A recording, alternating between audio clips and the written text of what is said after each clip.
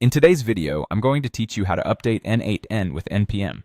Keeping your software updated is crucial for making sure it runs smoothly and benefits from the latest features and bug fixes. Let's dive right into the process. First, you need to halt any running instances of n8n.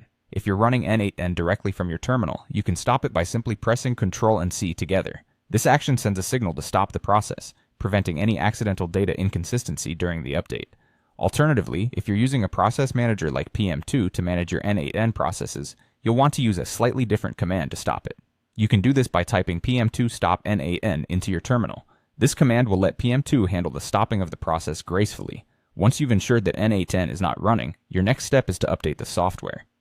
You do this by updating the globally installed package. In your terminal, enter npm update n8n. This command updates the package manager registry and then upgrades your n8n installation to the latest available version. However, if you prefer or need to specify the exact version you're aiming to install, you can instead use the command npm install n8n latest. Both of these commands perform similar tasks, ensuring your global n8n installation gets the latest updates. The former simply does so without specifying a version, effectively keeping you on the cutting edge without needing much intervention. Now you've updated n8n, but it's always wise to double check whether the process was successful. To verify the installed version of n8n, simply enter n8n version into your terminal. This command will output the version number currently installed on your system. A quick glance here can provide peace of mind that everything went as planned and that you're up to date.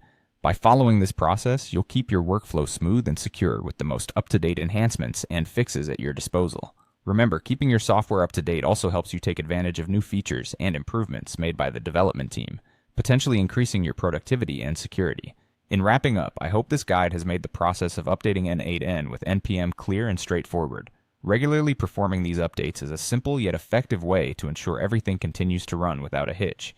If you ran into any issues or have any questions, feel free to leave a comment below and I'll be more than happy to help. Thanks for watching and happy updating.